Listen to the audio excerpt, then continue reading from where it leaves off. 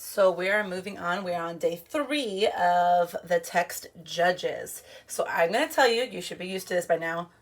Read this whole thing again. Get it back into your head for comprehension. It's the best thing, honestly, guys. Reading. Read. Besides just your 20 minutes a day, 20 minutes or more, reading in these texts is imperative for growth. So, imperative means like very, very important. Okay, you read it, right? You read it again? Cool. Are you sure? Okay, cool. Okay, we're working on craft and structure. So we're going to cite evidence from the text and answer in complete sentences. Evidence, complete sentences. So today we are working on craft and structure, which basically means why they chose the words, what they chose, how they organized the sentences, how they organize the words.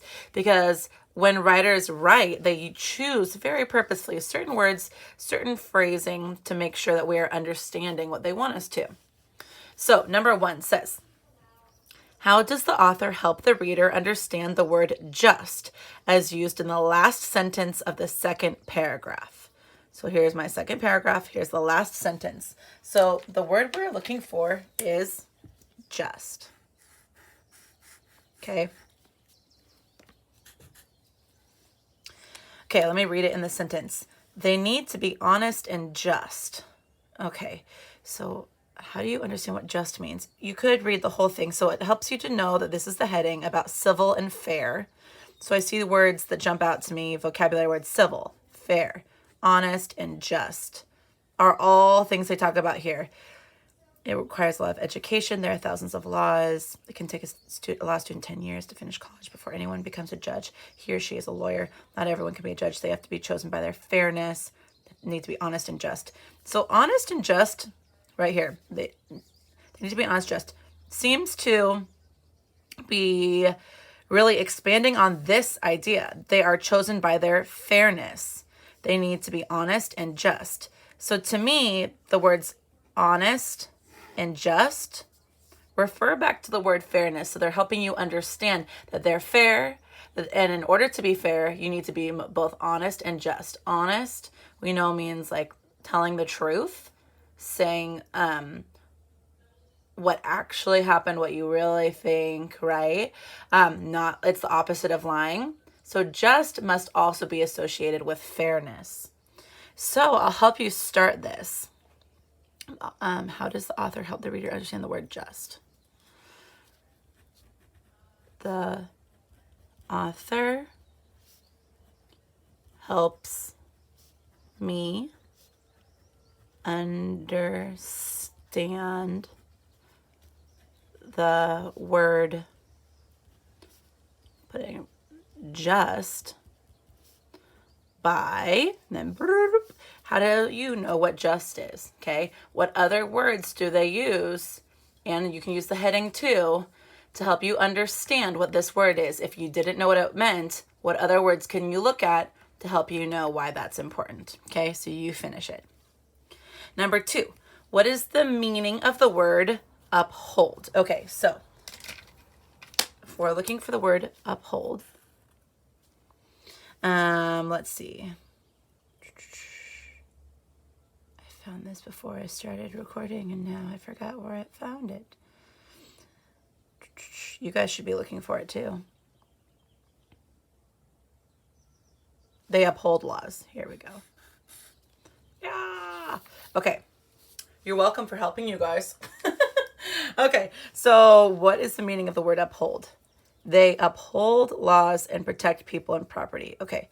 So looking back at the heading to help us, because remember the heading kind of tells us what the whole main topic is. Know the rules. Okay. Did you know judges are problem solvers? Their job is to make fair decisions. They give people permission to do things. Judges decide punishments. They uphold laws to protect people and property. Judges make sure people follow laws. They keep life civil and fair. So if they uphold laws to protect people and property, it sounds to me like they're making sure that they happen, that you can't break a law and get away with it and be like, oh, it's fine. But if they uphold laws to protect people and property, upholding makes sure that people are following the laws. If you're upholding a law, you're basically saying like, okay, if you broke the law, like there's going to be, you know, cause and effect. There's going to be a punishment for this. So you're going to take this, come to a decision about what uphold means and why, and you're going to talk about the meaning of the word uphold. So uphold means, tell me what you think uphold means. Sentence, then I know this because.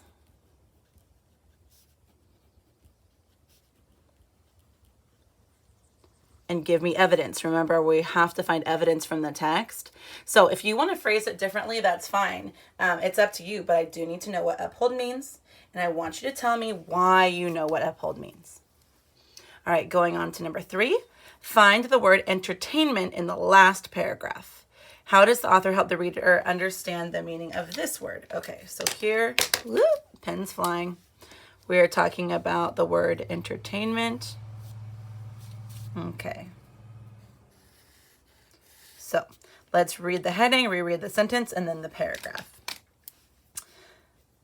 It's talking about compared to courtroom judges. These judges are for entertainment. Compared. Ooh, it's showing a comparing. So when we do our compare and contrast, these are both about judges, right? But one is courtroom, where they uphold the laws. And the other one is entertain. So we're going to see what the difference is between courtroom, holding up the laws, and entertainment. Both of them are about judges, but they're a little bit different. So types of judges. There are also other judges. Compared to courtroom judges, these judges are for entertainment. They judge pie-eating contests. Judges on television do not need to know the laws, but like court judges, they learn rules for contests and winners. A former beauty contestant would be a perfect judge for a beauty contest. The best judges for these contests are those that have done what they are judging. Okay, so how does the author help you understand the meaning of the word? So I know what entertainment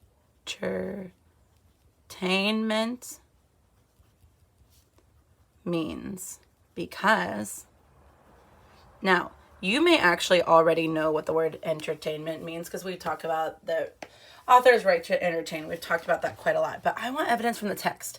I want what words you read here that explains what entertainment is. Why is it different than up here? Up here, they're really talking about laws. They're talking about people safe, property safe. It is very different than the paragraph down here where it talks about entertainment and then the different types of entertaining judges that you could have.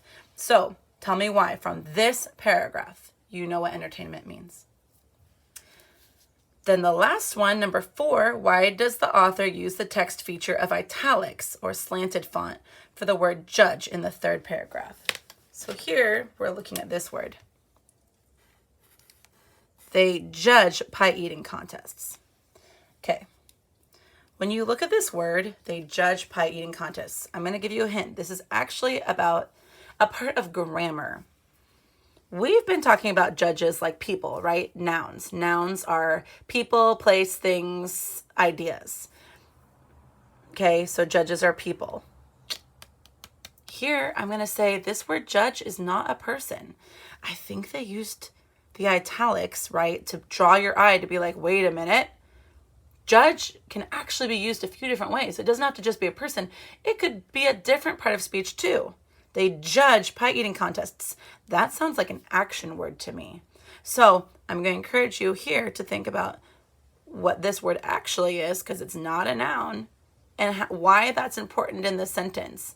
How does it differ between being a person and being an action?